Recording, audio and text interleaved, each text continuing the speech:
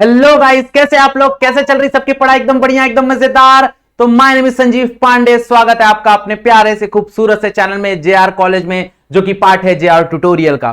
तो जैसा कि आपको पता है, like we have started the motion in a plane का टॉपिक। मोशन इन अ प्लेन का टॉपिक ऑलरेडी हम लोग ने स्टार्ट कर दिया है। ओके, हम लोग ने ऑलरेडी इसके ऊपर 2 से 3 लेक्चर ऑलरेडी हम लोग ने कंप्लीट कर दिया है। ऑलरेडी लेक्चर्स अपलोडेड हैं। अगर किसी को इससे आगे पढ़ना है तो जेआर ट्यूटोरियल पे ऑलरेडी हम लोग ने पूरा का पूरा 1 से लेके 14 चैप्टर अपलोड कर दिया है, वहां पे ऑलरेडी अपलोडेड है। तो अगर तुम्हारा एग्जाम आ रहा है, कुछ ऐसे टॉपिक्स हैं जो हमने अभी तक स्टार्ट नहीं किया है और वो तुमको पढ़ने हैं, तो यू कैन फॉलो भाई। तुम जेआर ट्यूटोरियल पे जाके वहां पे प्लेलिस्ट चेक कर सकते हो। 11th का प्लेलिस्ट है, वहां पे फिजिक्स में सारे के सारे वीडियोस अवेलेबल हैं, तो तुम वहां से पढ़ सकते हो। Okay, clear? बात समझ में आ गया एवरीवन? चलो, बहुत बढ़िया। ओके, तो आज हम लोग स्टार्ट करेंगे अगला टॉपिक। आज का जो टॉपिक है that is very important, that is projectile motion. हम लोग ने मोशन इन अ प्लेन का जो 2D वाला टॉपिक है वो लास्ट लेक्चर में ही स्टार्ट किया था। अभी हम स्टार्ट करने वाले हैं प्रोजेक्टाइल मोशन। प्रोजेक्टाइल मोशन में आज हम लोग सारा प्रोजेक्टाइल मोशन थोड़ा सा कंप्लीट कर देंगे। हो सकता है वीडियो थोड़ा सा बड़ा बन जाए, बट कोई नहीं, हम लोग प्रोजेक्टाइल मोशन पूरा कंप्लीट कर देंगे, याद रखना। ओके, सो ये लेक्चर नंबर तुम्हारा 4 होगा मेरे ख्याल से। ओके, लेक्चर नंबर ये 4 होगा, तो इस पे अपडेट कर लो, यहां पे लेक्चर नंबर 4 आ जाएगा तुम्हारा। Okay, clear? बात में आ गया? चलो, so let us start with projectile motion. Basically projectile motion क्या होता है? सो मान लो कि भाई तुम्हारे पास एक बॉल है, तुमने उस बॉल को फेंका। ओके, कैच कैच खेलते हो ना तुम लोग, तो तुमने उस बॉल को फेंका। तो जब तुम बॉल को फेंक रहे हो तो तुम ऑब्जर्व करोगे कि भाई जो तुम्हारा बॉल है ना, वो एक्स और वाई दोनों डायरेक्शन में ट्रैवल कर रहा है। मतलब दैट बॉल, उसके पास कुछ एक्स डिस्प्लेसमेंट भी है और एट द सेम टाइम उसके पास कुछ वाई डिस्प्लेसमेंट भी है। ओके, मतलब वो दोनों के दोनों डिस्प्लेसमेंट में ट्रैवल कर रहा है, एक्स और वाई। तो what is this projectile motion? भाई प्रोजेक्टाइल मोशन होता है जब कभी भी तुम किसी बॉडी को किसी यू वेलोसिटी से थ्रो करो और वो ट्रैवल करे only the influence of gravity. मतलब उसके पास एक्स डायरेक्शन में कोई भी एक्सेलरेशन नहीं होगा। जो भी एक्सेलरेशन होगा, जो भी एक्सेलरेशन उसके ऊपर लगेगा, वो ड्यू टू ग्रेविटी ही लगेगा, याद रखना। ओके, मतलब यहां पे जो भी एक्सेलरेशन लगेगा वो एक्सेलरेशन ड्यू टू ग्रेविटी लगेगा। भाई सिर्फ वाई डायरेक्शन में एक्सेलरेशन होगा, एक्स डायरेक्शन में तुम्हारा कोई भी एक्सेलरेशन नहीं होगा। मतलब एक्स डायरेक्शन में तुम कोई भी एक्सेलरेशन नहीं दोगे, इसको याद रखना। ओके, मतलब भाई प्रोजेक्टाइल का मतलब ही वही होता है कि जब तुम किसी भी बॉडी को फेंकोगे तो वो बॉडी जब ऐसे ट्रैवल करेगी, ऐसे बॉडी ट्रैवल कर रही है बराबर, तो जब बॉडी ऐसे ट्रैवल कर रही है ना, तो उसके ऊपर जो एक्सेलरेशन लग रहा है वो मात्र सिर्फ एक्सेलरेशन ड्यू टू ग्रेविटी लग रहा है, और कोई भी एक्सेलरेशन वहां पे नहीं लग रहा है। ओके, सो मान लो कि भाई ये तुम्हारा एक्स एक्सिस है, मान लो ये तुम्हारा वाई एक्सिस है, ये हमारा प्रोजेक्टाइल मोशन है।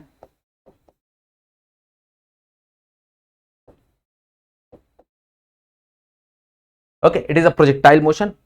अब जरा ध्यान दो यहां पे कि भाई मैंने बॉल को फेंका, तो ऑब्वियस सी बात है बॉल को अगर फेंकूंगा, तो मैंने बॉल को फेंका तो वो ऐसा पाथ लेगा। Okay, it is a parabolic path. हम प्रूव करेंगे कि भाई जो तुम्हारा ट्राजेक्टरी होता है, इसको ट्राजेक्टरी बोलते हैं।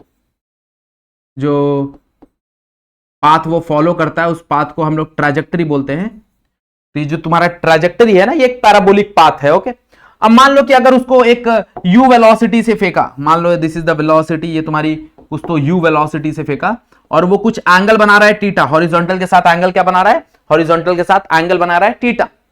तो देखो ऑब्वियसली अगर ये u वेलोसिटी से अगर मैंने इसको फेंका और ये एंगल बना रहा है हॉरिजॉन्टल के साथ थीटा, तो मैं बोल सकता हूं कि भाई this component is u cos theta and this component is u sin theta. मैं यहां पे ये चीज बोल सकता हूं कि भाई ये जो कंपोनेंट है ये तुम्हारा u cos थीटा है और ये कंपोनेंट है वो u sin थीटा है। जिसके साथ मैंने बताया भाई जिसके साथ थीटा अटैच होगा वो तुम्हारा cos कंपोनेंट होता है, और जिसके साथ थीटा अटैच नहीं होगा वो तुम्हारा sin कंपोनेंट होता है, मतलब sin का कंपोनेंट होता है बराबर, हाँ या ना? तो हॉरिजॉन्टल में जो वेलोसिटी लग रही है that is your u cos theta. तो यहां पे मैं बोल सकता हूं कि तुम्हारा जो हॉरिजॉन्टल वेलोसिटी है, जिसको हम लोग ux लिख सकते हैं, the horizontal velocity is ux, तो ux का वैल्यू हो जाएगा तुम्हारा u cos थीटा। क्लियर? बात समझ में आ रही है एवरीवन? ओके, जो वर्टिकल का इनिशियल वेलोसिटी है, तो initial velocity of vertical will be that is your uy, that become u sin theta.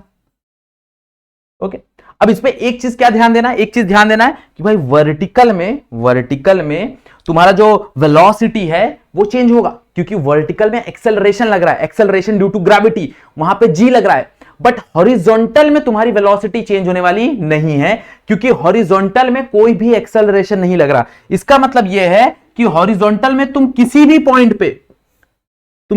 Point पे अगर वेलोसिटी देखोगे तो तुम्हारा u cos theta any point horizontal velocity is not going to change.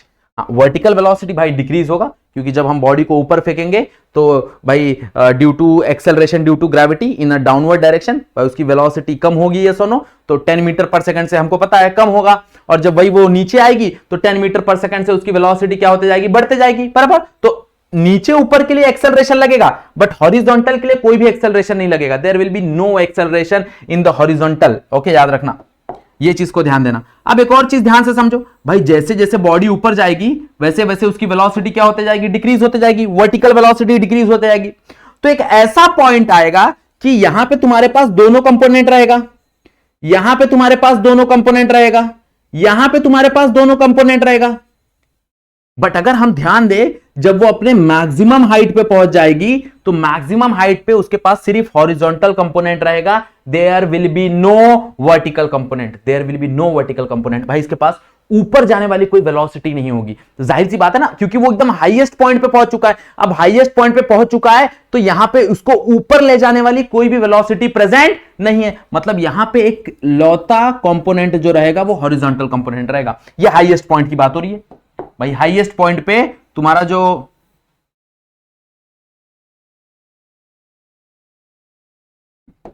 ये highest point है, highest point पे थोड़ा सा और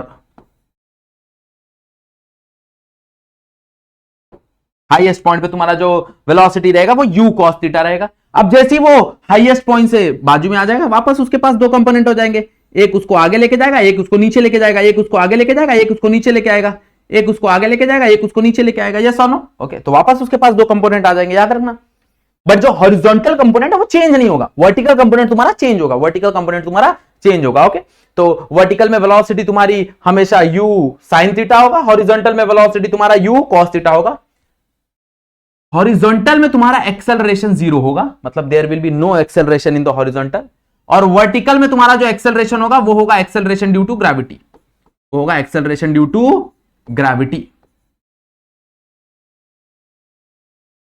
दैट इज g, वो plus g minus g, that depend upon the assumptions, तो वो हम लोग अजम्पशंस पे देखेंगे, बट g काम करेगा। ओके, वर्टिकल में तुम्हारा जो ay है, ay में क्या काम करेगा, ay में g काम करेगा। क्लियर, बात समझ में आ गई एवरीवन? पक्का? प्रोजेक्टाइल का कहानी समझ में आया? बहुत कौन कौन से एग्जाम्पल हैं जो प्रोजेक्टाइल में आते हैं, सारे एग्जाम्पल तुम देखो जरा। तुमने बॉल को थ्रो किया, प्रोजेक्टाइल, तुमने बॉल को किक किया, प्रोजेक्टाइल। इनफैक्ट अगर तुम किसी मूविंग ऑब्जेक्ट में से किसी चीज को ड्रॉप कर रहे हो, ओके, जैसे मान लो कि एक एरोप्लेन उड़ रहा है और उसमें से कोई बम ड्रॉप हुआ, तो जब वो बम ड्रॉप होगा ना तो वो भी प्रोजेक्टाइल है। हम सोचेंगे कि भाई बम तो नीचे जा रहा है, बट नहीं, एक्चुअल में बम नीचे नहीं जा रहा, नीचे तो जा ही रहा है, बट उसके पास एक हॉरिजॉन्टल वेलोसिटी भी आ जाती है। तो जब हॉरिजॉन्टल वेलोसिटी आ जाती है ना, तो बम बेसिकली ऐसे जाने के बजाय ऐसे गिरता है। ओके, कभी देखो तुम लोग, वो प्रोजेक्टाइल एक पैराबोलिक पाथ फॉलो करके गिरता है। ओके, ये कहानी है बेसिकली, अगर तुम देखने जाओ।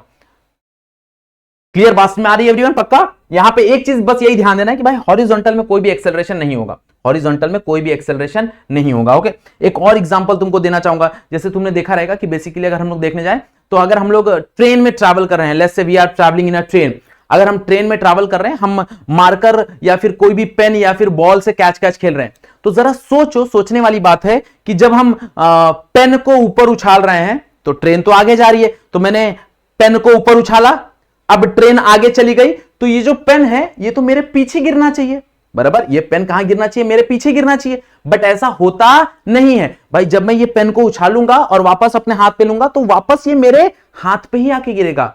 क्यों? कारण पता है? कारण यह है कि वहां पे हमको दिख रहा है कि भाई यहां पे वर्टिकल मोशन हो रहा है, बट एक्चुअल में वहां पे प्रोजेक्टाइल मोशन हो रहा है। एक्चुअल में तुम्हारा जो पेन है ना वो ऐसे ट्रैवल कर रहा है। ओके वो जो पेन है वो ऐसे ट्रैवल कर रहा है, मतलब उसके पास एक हॉरिजॉन्टल वेलोसिटी है, एंड दैट हॉरिजॉन्टल वेलोसिटी, वो हॉरिजॉन्टल वेलोसिटी कहां से आती है, उस ट्रेन से आती है, क्योंकि भाई ट्रेन के पास हॉरिजॉन्टल वेलोसिटी है, तो सेम वेलोसिटी तुम्हारे उस पेन का भी हो जाएगा। इसलिए जब तुम पेन उछालते हो तो तुमको लगता है भाई पेन सीधी जाके तुम्हारे हाथ में आ रही है, बट एक्चुअल में पेन यहां से उछली और वापस तुम्हारे हाथ में आके गिरी, क्योंकि यहां पे तुमने पेन उछाला था और तुम थोड़ा सा आगे चले गए और पेन वापस तुम्हारे हाथ में गिरा, तो तुमको लगता है वो वर्टिकल मोशन कर रहा है, बट वो वर्टिकल मोशन नहीं, वो प्रोजेक्टाइल मोशन कर रहा है। ओके, ये एक और एग्जांपल देना चाहूंगा, लाइक हम लोग ने कहीं ना कहीं देखा रहेगा या फिर महसूस किया रहेगा कि भाई जब हम कभी दोस्त के साथ बाइक पे बैठे होते हैं, तो जब बाइक पे बैठे होते हैं भाई बाइक बहुत तेजी से चल रही है, अब बाइक बहुत तेजी से चल रही है, मान लो ब्रेकर आया, दोस्त ने ब्रेक नहीं दबाया, अब ब्रेक नहीं दबाया तो हम सीधा उछलेंगे, यस और नो? अब जरा सोचो कि अगर यहां मैं बैठा हूं बाइक पे, बाइक ब्रेकर पे गई, बाइक उछली, मैं उछला, अब मैं उछला, बाइक कहां जा रही है, बाइक जा रही है आगे, अगर बाइक आगे गई तो मैं कहां गिरूंगा, मैं गिरूंगा नीचे, बट ऐसा होता नहीं है। देखो जरा, हम लोग सीट से उछलते हैं और वापस सीट पे गिर जाते हैं, कारण यह है कि भाई बाइक की जो हॉरिजॉन्टल स्पीड है वही सेम हॉरिजॉन्टल स्पीड मेरी होती है, तो एक्चुअल में ऐसा होता है, समझ में आ रहा है? मतलब एक्चुअल में वो प्रोजेक्टाइल मोशन है, भाई बाइक आगे गई तो जब मैं उछला ना तो मेरे पास भी एक हॉरिजॉन्टल वेलोसिटी थी, तो इसलिए वो हॉरिजॉन्टल वेलोसिटी वापस मेरे को मेरे बाइक पे लाके छोड़ देती है, मैं नीचे नहीं गिरता। ओके, ये चीज का ध्यान देना है यहां पे। Okay, that is nothing but a projectile motion, ये खासियत है प्रोजेक्टाइल मोशन की। कहीं भाई प्रोजेक्टाइल मोशन में हॉरिजॉन्टल में कोई एक्सेलरेशन नहीं लगता, वर्टिकल में तुम्हारा एक्सेलरेशन लगता है, that is acceleration due to gravity. अब कुछ बेसिक टर्म्स है जो इसके अंदर अपने को समझना है, जैसे रेंज हो गया, हाइट हो गया, टाइम ऑफ फ्लाइट हो गया, वो सारा चीज हम लोग यहां पे डिस्कस करेंगे। ओके, तो लेट अस स्टार्ट। सो डिस्कशन स्टार्ट करते हैं। सबसे पहला इक्वेशन ऑफ प्रोजेक्टाइल समझने की कोशिश करते हैं। अगर हम इक्वेशन ऑफ प्रोजेक्टाइल समझ लेंगे तो सारा कहानी हमारा आधा क्लियर हो जाएगा। तो इक्वेशन ऑफ प्रोजेक्टाइल,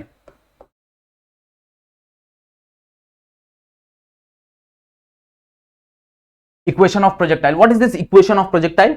तो भाई हर एक मोशन का इक्वेशन होता है, तो ये तुम्हारे प्रोजेक्टाइल का इक्वेशन है, मतलब जो भी मोशन इस इक्वेशन को फॉलो करेगा that motion become a projectile motion. Okay, तो मान लो कि यही सेम डायग्राम हम लोग रेफर करेंगे, हर बार हम लोग यही डायग्राम रेफर करेंगे, तो ये डायग्राम को दिमाग में बैठा लो, बार बार हम लोग डायग्राम नहीं बनाएंगे, यही डायग्राम को हम लोग रेफर करेंगे बार बार। ओके, सो मान लो यहां पे भाई पहले एक्स डायरेक्शन का मोशन हम लोग कंसिडर करते हैं, तो फॉर एक्स डायरेक्शन अगर हम लोग देखने जाएं, फॉर एक्स डायरेक्शन कंसिडरेशन तुम लोग लिख लेना। तो फॉर एक्स डायरेक्शन, अगर हम लोग एक्स डायरेक्शन की बात करें तो एक्स डायरेक्शन में अगर हम लोग देखने जाएं तो व्हाट इज स्पीड? भाई स्पीड तुम्हारा u cos थीटा है। स्पीड का फॉर्मूला क्या ही होता है? That is distance divide by time, क्योंकि एक्स डायरेक्शन में कोई भी एक्सेलरेशन नहीं है। जब कोई भी एक्सेलरेशन नहीं है तो हम लोग सिंपली फॉर्मूला इस्तेमाल कर सकते हैं, भाई speed is equal to distance divide by time. तो एक्स डायरेक्शन का स्पीड क्या है? एक्स डायरेक्शन का स्पीड है तुम्हारा u cos थीटा, डिस्टेंस कितना चल रहा है वो x, तो यहां पे अपने को मिल जाएगा that is cos theta is equal to x divide by time, है ना? यहां से टाइम क्या मिलेगा? Therefore time is equal to, ये टाइम इधर जाएगा, ये इधर जाएगा, that is x divide by u cos theta, ये मेरे को टाइम आ गया, हाँ है ना? मतलब उस बॉडी को यहां से पूरा यहां आने के लिए कितना लगेगा, कितना समय लगेगा उसको हॉरिजॉन्टल में, उसको हॉरिजॉन्टल में समय लगेगा, that is t is equal to x divide by u cos theta, that is t is equal to x divide by u cos theta, हाँ है ना? अभी यही टाइम उसको वर्टिकल मोशन करने में लगेगा। भाई हम लोग ने लास्ट लेक्चर में डिस्कस किया था कि जब कभी भी प्रोजेक्टाइल मोशन हो रहा है तो हमेशा एक चीज याद रखो, टाइम दोनों मोशन के लिए सेम है। भाई जितना बॉडी x में आगे जाएगा, जितने समय के लिए वो x में आगे जाएगा, उतने समय के लिए वो y में भी आगे जाएगा। ओके, तो यही टाइम अपने को काम आएगा y डायरेक्शन में, तो कंसीडर करो y direction. So for y direction, for y direction, y direction की अगर हम लोग बात करें तो y डायरेक्शन में मान लो कि तुम्हारा सेकंड इक्वेशन यूज करते हैं हम लोग, by second equation, by second equation of kinematics. Kinematics का अगर हम लोग सेकंड इक्वेशन इस्तेमाल करेंगे तो सेकंड इक्वेशन क्या है? That is s is equals to ut plus half at square, हाँ या ना? Half at square. अब सिंस हम लोग y डायरेक्शन की बात कर रहे हैं तो भाई सब जगह y लगा दो। ऐसा लगाना जरूरी नहीं है कि भाई अपने को आइडिया आ जाएगा कि अपन y डायरेक्शन का डिस्कशन कर रहे हैं, यस ना? अब देखो जरा y डायरेक्शन में अगर हम लोग देखने जाए तो y डायरेक्शन में तुम्हारा डिस्प्लेसमेंट किस टर्म में हो रहा है? y डायरेक्शन में तुम्हारा डिस्प्लेसमेंट हो रहा है y के टर्म में, तो यहां पे आ जाएगा तुम्हारा y, हाँ है ना? तो यहां पे आ जाएगा तुम्हारा y, what is y direction का वेलोसिटी? y डायरेक्शन का velocity is u sin theta. And what is time? Time we have calculated, that is x divide by u cos theta. हाँ है ना, that is x divide by u cos theta. Minus q, because a का value minus g हो जाएगा, तो half a का value become g, है ना. और टाइम का वैल्यू अगर मैं देखने जाऊं तो टाइम बिकम तुम्हारा x square divide bye you square cos square theta. बराबर, मैंने एक्स का वैल्यू, बस टाइम का वैल्यू यहां पे सब्स्टिट्यूट किया, टाइम का वैल्यू सब्स्टिट्यूट किया तो ये हमको मिल गया. अब ध्यान से देखो यहां से क्या क्या होगा भाई, ये u and u get cancel, ये u ये कैंसल हो जाएगा. Sign theta by cos theta, that become tan theta, है ना. तो मेरे को क्या ही मिलेगा, इक्वेशन देखो जरा, that is y is equals to tan theta into x, है ना. तो y is equals to tan theta into x minus g divide by 2u square cos square theta into x square. This is your equation of projectile. This is your equation of projectile. ये तुम्हारा equation of projectile है, याद रखना. और बहुत बेहतरीन equation है, बहुत बेहतरीन इक्वेशन है. आधा से ज्यादा प्रॉब्लम तुम्हारा इससे ही सॉल्व हो जाएगा, आधा से ज्यादा प्रॉब्लम तुम्हारा इससे ही सॉल्व हो जाएगा. That is equation of projectile से. अब कहीं कहीं बोला रहता है ना, यू हैव टू प्रूव कि भाई ये जो इक्वेशन ऑफ प्रोजेक्टाइल है it is a parabolic equation. Okay, ये क्या है, ये एक पैराबोलिक इक्वेशन है, ये तुमको प्रूव करना रहता है, ऐसे बहुत जगह बोला रहता है. तो हम क्या करेंगे, थोड़ा सा कंसीडर करेंगे. लेट tan थीटा, इसको a ले लेते हैं, ये पूरे को a ले लेते हैं, और ये पूरे चीज को b ले लेते हैं, that is g divide by 2u square cos square theta, इसको पूरे को b ले लेते हैं. बराबर, तो ये पूरे को b कंसीडर कर लो, तो रीसब्स्टिट्यूट कर दो ये वैल्यू, तो क्या मिलेगा तुमको, that is y is equals to ax minus bx square. अब यहां पे देखो भाई, this is the equation of parabola. Okay भाई, पैराबोला में ऑब्वियसली एक फंक्शन का स्क्वायर होता है, एक फंक्शन पे स्क्वायर नहीं होता. That is y is equals to 4x square. तो मैथ्स में सीखोगे तो वहां पे पैराबोला का इक्वेशन देखोगे तो y is equals to 4ax square, तो x पे स्क्वायर होता है. So this equation is the equation of parabola. This equation is the equation of parabola. Therefore the trajectory, spelling देख लेना तुम लोग, trajectory of projectile follow parabolic path. Okay भाई, तुम बोल सकते हो कि भाई जो तुम्हारा ये इक्वेशन है ये क्या फॉलो करता है, ये पैराबोलिक पाथ फॉलो करता है. ओके, क्लियर, बात समझ में आ गया एवरीवन? पक्का समझ में आया कैसे प्रूव करना है इक्वेशन ऑफ प्रोजेक्टाइल? बहुत काम की चीजें याद रखना. ये इक्वेशन ऑफ प्रोजेक्टाइल आ गया ना, अपने आप हम लोग रेंज निकाल सकते हैं, अपने आप हम लोग हाइट निकाल सकते हैं, हम लोग टाइम ऑफ फ्लाइट निकाल सकते हैं. इसलिए मैंने इसको पहले कराया, तुम्हारे बुक में ये बाद में है, बट ये अगर पहले हो जाता है तो चीजें बहुत आसान हो जाती है बाकी सब चीजों के लिए. ओके, चलो आगे बढ़े. Next, let us talk about the range. What is the range? Okay, range क्या होता है जरा ध्यान दो. तो रेंज बेसिकली क्या होता है कि भाई बॉडी कितना हॉरिजॉन्टल ट्रैवल कर रही है, मतलब ये जो डिस्टेंस होता है ना, this is called as range. मान लो कि यहां पे प्रोजेक्टाइल मोशन हो रहा है, तो ये जो डिस्टेंस है ना, द हॉरिजॉन्टल डिस्टेंस, यहां से लेके यहां तक, ये तुम्हारा रेंज होता है. The maximum horizontal that body can travel. Okay, एक बॉडी कितना मैक्सिमम हॉरिजॉन्टल ट्रैवल कर सकती है, उसको हम लोग क्या बोलते हैं, उसको हम लोग बोलते हैं रेंज. ओके, तो रेंज का भाई हमारे पास फॉर्मूला है अलग से, तो हम लोग फॉर्मूला डिराइव करने की कोशिश करेंगे. ओके, तो देखो जरा क्या आएगा फॉर्मूला. तो मानते हैं, कंसीडर करते हैं, देखो अब रेंज की अगर हम बात कर रहे हैं, तो what will be the vertical displacement of the body. भाई रेंज मतलब क्या होता है, the maximum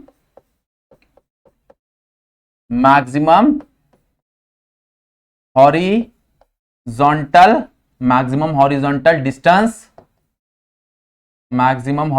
distance travel by a body is called as range. उसको तुम लोग क्या बोलते हो, उसको तुम लोग रेंज बोलते हो.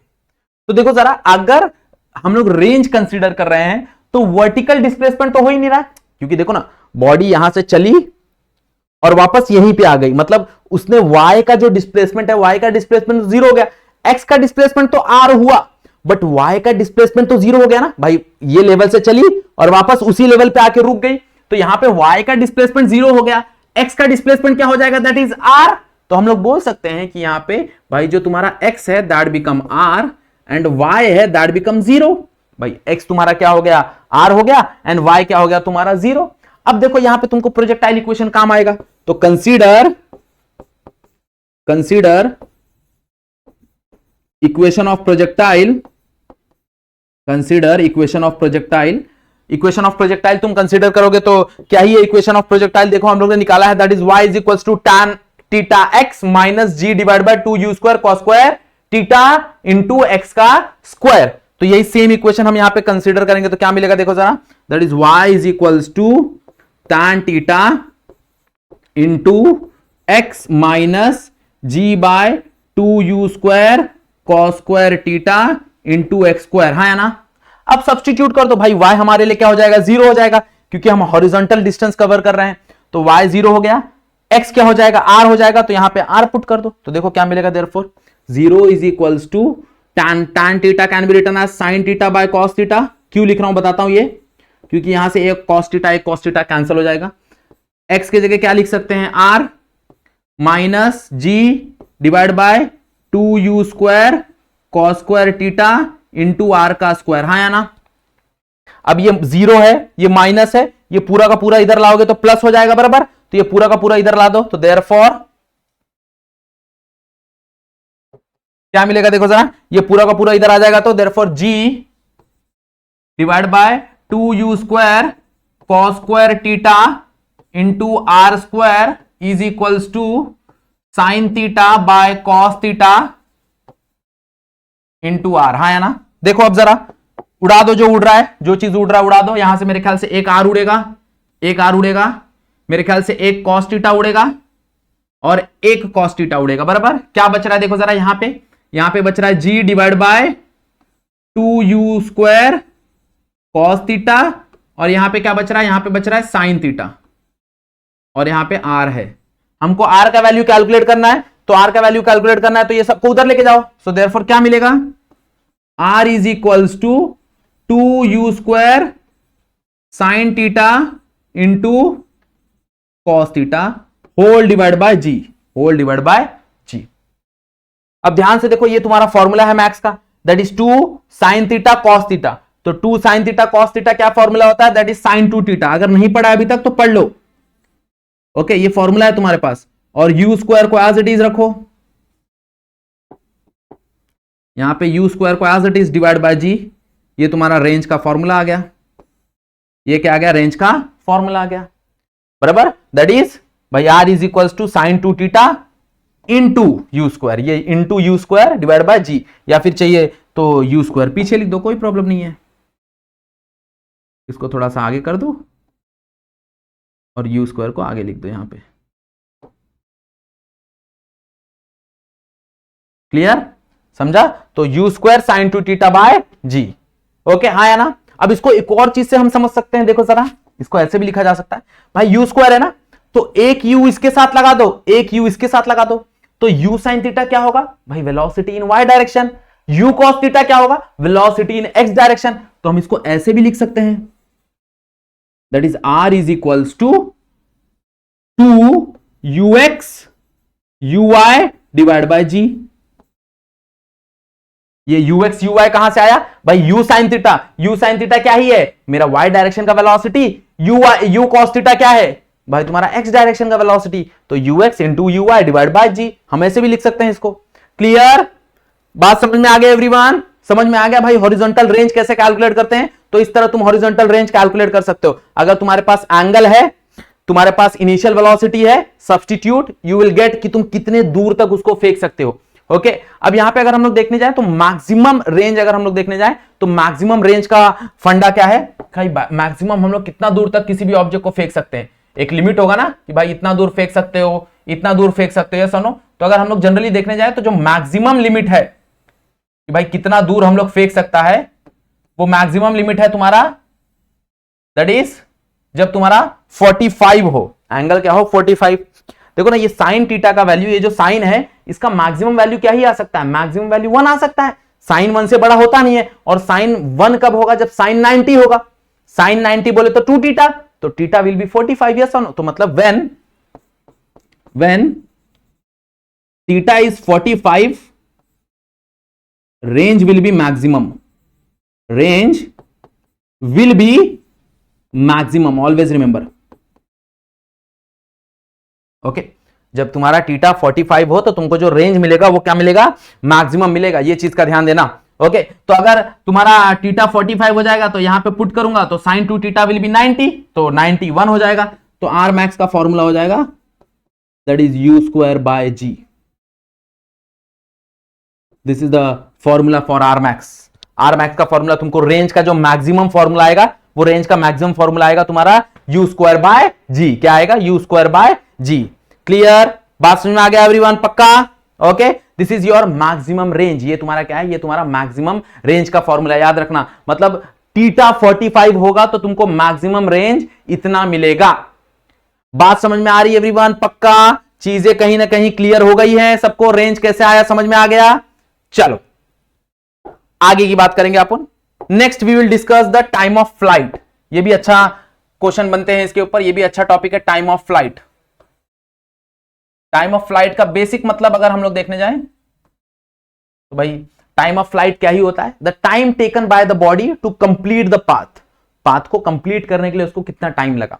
तो इसके अंदर ना दो चीजें हैं, दोनों चीजों को बांट के समझो। एक होता है टाइम ऑफ एसेंट और एक होता है time of descent. Okay, ascent का मतलब भाई असेंडिंग, असेंडिंग मतलब चढ़ना, मतलब ऊपर जाना। जब बॉडी यहां से ऊपर जा रही है तो उसको बोलते हैं टाइम ऑफ एसेंट। जब बॉडी ऊपर से नीचे आ रही है तो उसको बोलते हैं टाइम ऑफ डिसेंट। और बाय डिफॉल्ट ये दोनों सेम होता है, क्योंकि ऊपर जाते भी एक्सेलरेशन ड्यू टू ग्रेविटी लगेगा, नीचे आते हुए भी एक्सेलरेशन ड्यू टू ग्रेविटी लगेगा। हम लोग ने पढ़ा है ना भाई, जब हम लोग ने देखा है बॉडी को ऊपर जाने के लिए जितना समय लगेगा उतना ही समय बॉडी को नीचे आने के लिए लगेगा। तो हम लोग टाइम ऑफ एसेंट निकालने की कोशिश करते हैं। तो टाइम ऑफ एसेंट क्या हो जाएगा, so the time taken by the body, time taken by the body, by body to reach maximum height.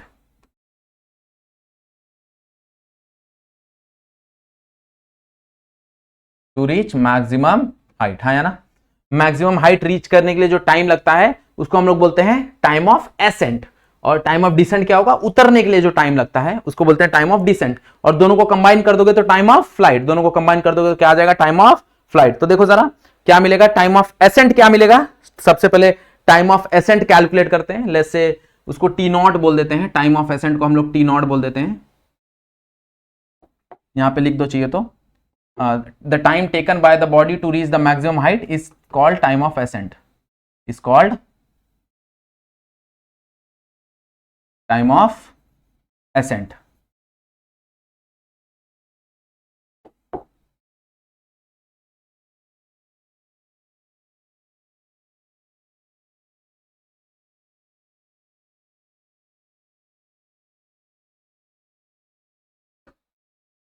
तो देखो जरा दो लाइन में बना देते कोई।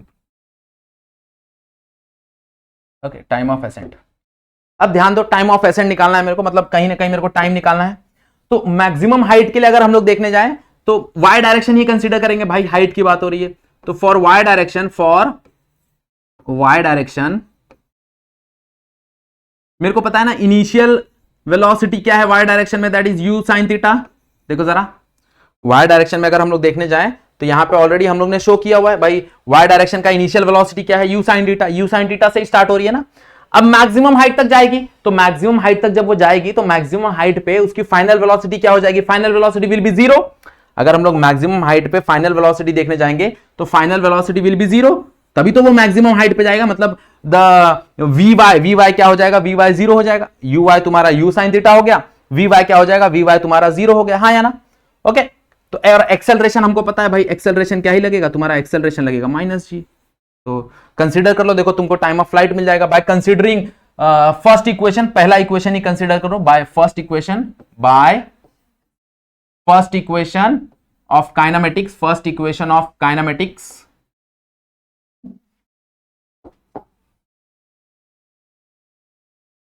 पहला इक्वेशन अगर हम लोग काइनेमेटिक्स का देखेंगे तो फर्स्ट इक्वेशन क्या ही है तुम्हारा काइनेमेटिक्स का, that is v is equals to u plus a t, है ना।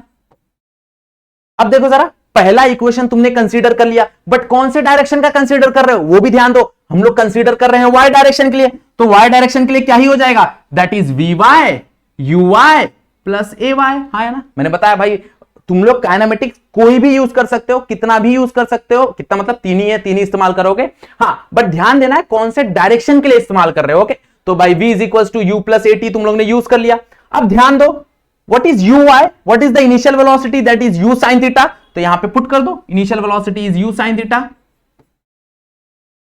What is final velocity in y direction, that is 0, भाई बॉडी ऊपर जाएगी, ऊपर जाने के बाद वो रुक जाएगी, तो फाइनल वेलोसिटी विल बी 0, है ना।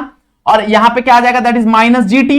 Okay, minus G T, minus क्यों, बिकॉज ऊपर जा रही है, और ऊपर जा रही है तो भाई उसका जो वेलोसिटी है वो डिक्रीज होगा, यस और नो, तो एक्सेलरेशन रिटार्डेशन हो जाएगा तुम्हारा। अब ये माइनस जी टी इधर आ जाएगा, that is g t is equals to u sine theta, है ना। तो therefore t is equals to u sine theta by g. This is called as time of ascent. इसको क्या बोलते हैं, इसको बोलते हैं टाइम ऑफ एसेंट। और by default time of descent का भी फॉर्मूला यही होगा, by default time of descent का भी फॉर्मूला यही होगा। तो what will be the time of flight, भाई टाइम ऑफ फ्लाइट क्या होगा, पूरा पाथ के लिए क्या होगा, इसका ट्वाइस। भाई टाइम ऑफ फ्लाइट क्या होगा, पूरा पाथ, और पूरा पाथ क्या होगा, इसका ट्वाइस। तो time of flight will be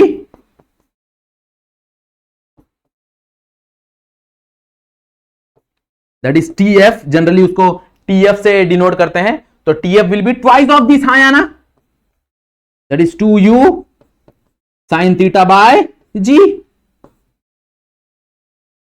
that is tf, time of flight will be 2u sin theta by g, this is nothing but a time of flight। okay, पूरा पाथ लेने के लिए जो टाइम है वो ये है, that is 2u sin theta by g। Clear, बात समझ में आ गया एवरीवन, कैसे टाइम ऑफ फ्लाइट डिफाइन करते हैं, कैसे टाइम ऑफ एसेंट डिफाइन करते हैं, कैसे टाइम ऑफ डिसेंट डिफाइन करते हैं, पक्का। चलो बहुत बढ़िया, अगले टॉपिक की तरफ बढ़ेंगे। ये सारा प्रोजेक्टाइल की बात हो रही है, अभी तक ये सारा चीज प्रोजेक्टाइल की बात हो रही है, याद रखना। हर एक हम लोग जो फॉर्मूला देख रहे हैं वो सिर्फ एप्लीकेबल है प्रोजेक्टाइल पे ही। ओके, नेक्स्ट हम लोग डिस्कस करते हैं, that is height of the projectile. भाई कितना हाइट होता है, कितने हाइट तक बॉडी जाता है, तो हाइट ऑफ प्रोजेक्टाइल। चलो, तो हाइट ऑफ प्रोजेक्टाइल हम लोग देखेंगे, मतलब ये वाला जो पाथ है ये हम लोग देखेंगे, दिस इज द हाइट। यहां से यहां ये जो पार्ट है ना, ये तुम्हारा हाइट का पार्ट है, तो ये मैक्सिमम कितना हाइट तक बॉडी ट्रैवल करेगी, तो ये हम लोग देखते हैं कि भाई मैक्सिमम हाइट कितना है बॉडी का, वो हम लोग देखते हैं। ओके, तो चलो हाइट पे डिस्कस करते हैं। भाई हाइट पे अगर हम लोग डिस्कस करने जाएं तो अगेन ध्यान दो, हाइट निकालना है तुमको, तुम सेकंड इक्वेशन इस्तेमाल कर सकते हो, और हाइट निकालोगे तो तुमको पता है भाई नीचे से ऊपर जाने के लिए तुम्हारे पास जो टाइम ऑफ एसेंट है वो यहां पे है, तो तुम यूज कर सकते हो। तो by using second equation, by using second equation, तुम सेकंड इक्वेशन इस्तेमाल करो। सेकंड इक्वेशन क्या ही है तुम्हारा, that is s equals to ut plus half a t square. और मुझको पता है भाई कौन सा डायरेक्शन देख रहा हूं मैं, y डायरेक्शन देख रहा हूं, मतलब यहां पे y आ जाएगा, यहां पे y आ जाएगा, यहां पे y आ जाएगा, यस और नो। ओके, और भाई ऊपर जाने के लिए कितना टाइम लगता है, that is time of accent. उसका तो फॉर्मूला मेरे पास है ही ना, उसका तो वैल्यू मेरे पास है ही है। तो क्या मिलेगा देखो जरा, S Y can be written as H U, मेरे पास इनिशियल वेलोसिटी क्या होता है वाई डायरेक्शन में, that is you sine theta into T. T बोले तो तुम्हारा time of ascent, time of ascent का वैल्यू तुम्हारे पास है, टाइम ऑफ एसेंट का वैल्यू क्या है तुम्हारे पास, टाइम ऑफ एसेंट का वैल्यू है तुम्हारे पास, that is you sine theta by G, है ना। देखो ना, ऑलरेडी हम लोग ने निकाला ना भाई, टाइम ऑफ एसेंट ऑलरेडी हम लोग ने यहां पे निकाल के रखा है, you sine theta by G. तो यहां पे देखो हम लोग पुट कर देंगे। अब पूरा टाइम ऑफ फ्लाइट पुट मत करना, हमको हाइट निकालना है, और हाइट बोले तो मैक्सिमम हाइट, मतलब सिर्फ बॉडी को यहां से यहां तक पहुंचना है, यहां से यहां तक पहुंचने के लिए वो कितना हाइट ट्रैवल कर रहा है, इसलिए सिर्फ हम लोग ने टाइम ऑफ एसेंट लिया। तो यहां से यहां पहुंचने के लिए टाइम ऑफ एसेंट है, जब पूरा पाथ कंसीडर करेंगे तब टाइम ऑफ फ्लाइट है। ओके, तो यहां पे देखो, नेक्स्ट यहां पे माइनस हो जाएगा, माइनस हाफ। ओके, ए वाई तुम्हारा क्या होता है जी, बराबर डिवाइड में क्या हो जाएगा टी, टी का अगेन वैल्यू पुट कर दो, that is you sine theta by G का होल स्क्वायर। क्या मिलेगा देखो जरा, this become U U U square sine square by G, तो you square sine square by G minus half G, यहां पे भी सेम चीज हो जाएगा, U square sine square theta by G square, एक जी गेट कैंसल। देखो जरा भाई, ये पूरा you square sine square theta g minus half u square sine square theta by g, that become half, so that is half of u square sin square theta by g। ये तुम्हारा maximum height है, this is the maximum height. And u sin theta can be written as, भाई u sin theta को क्या लिख सकते हो तुम लोग, लिख सकते हो this is the direction of x, ये x डायरेक्शन है, तो तुम मैक्सिमम हाइट के लिए एक और फॉर्मूला लिख सकते हो, that is h is equals to तुम्हारा ये हो जाएगा u x का स्क्वायर डिवाइड बाय 2g। हमारे पास एक और फॉर्मूला है, मतलब अगर कहीं ना कहीं तुमको u नहीं गिवन हो और ux गिवन हो तो तुम लोग ये वाला फॉर्मूला इस्तेमाल कर सकते हो। याद रखना ux मतलब भाई उस डायरेक्शन का वेलोसिटी, ओके, मतलब u sin थीटा पूरा कंबाइनली हम लोग ux लिखते हैं। क्लियर, समझ में आ गया एवरीवन? पक्का? हाइट कैसे निकाला हम लोग ने, सारा चीज समझ में आ गया? देखो एक एक फॉर्मूला तुम्हारे दिमाग में बैठा होना चाहिए, ओके, क्योंकि जब न्यूमेरिकल सॉल्व करोगे तो ये सारे फॉर्मूला तुमको रटे हुए होने चाहिए, तब जाके तुम्हारा काम बनेगा। क्लियर, बात समझ में आ रही है एवरीवन? पक्का समझ में आ गया प्रोजेक्टाइल की कहानी? ओके, सो यहां पे हम लोग ने प्रोजेक्टाइल की कहानी खत्म कर ली। प्रोजेक्टाइल में इससे ज्यादा इक्वेशंस नहीं है, इससे ज्यादा डेरिवेशंस नहीं है, हम लोग ने सारा डेरिवेशंस इसमें खत्म किया है। नेक्स्ट लेक्चर में we will start with circular motion. Circular motion का थोड़ा सा टॉपिक दिया हुआ है तुम्हारे मोशन इन प्लेन में, तो उसमें हम लोग डिस्कशन करेंगे। ओके, क्लियर, बात समझ में आ गई एवरीवन? चलो, सो अगर वीडियो यहां तक देख लिया है तो वीडियो को क्या करना है, लाइक करना है, चैनल पे फर्स्ट टाइम आया तो चैनल को सब्सक्राइब कर दो, बेल आइकन दबा देना क्योंकि नोटिफिकेशन तुम तक पहुंच जाना चाहिए। ओके, चलो, सो आज का वीडियो यहीं पे एंड करते हैं। आज के लिए बस इतना ही, that's it for today, thank you so much.